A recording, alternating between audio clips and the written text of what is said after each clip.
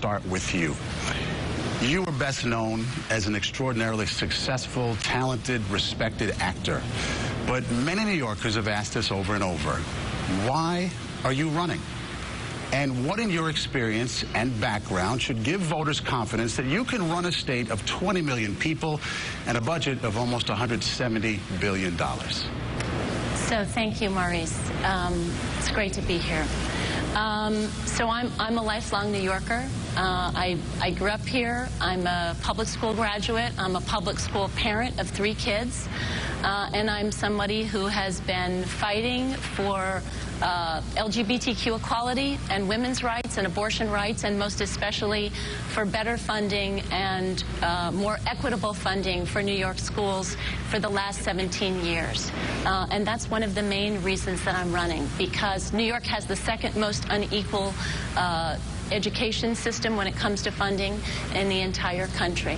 And I'm not an Albany insider like Governor Cuomo, but I think that experience doesn't mean that much if you're not actually good at governing. I think that Governor Cuomo is a very astute politician. He's a crackerjacked fundraiser. But when you look at how he's broken the New York City subway, when you look at how he's handed over control of the state Senate to the Republicans, if you look at the incredible corruption in his administration, particularly where his economic development is concerned, I think you see that actually an Albany insider is the kind of a person that has a chance to clean up the corruption in Albany, and a person who is not accepting, as I am not, any corporate contributions. Ms. Nixon, what in your background should give voters confidence that you can run this state?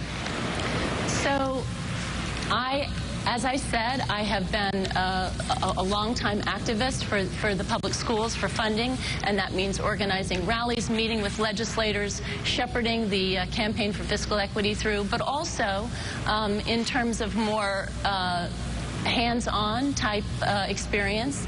I was instrumental in a group called Fight Back New York that laid the groundwork for marriage equality, and we raised $800,000. We targeted 11 state senators, Democratic and Republican, who had voted no on marriage and would continue to do so. We took 3 of them out through opposition research that we proliferated in their districts, and we put the fear of God in 8 more. Okay, thank you.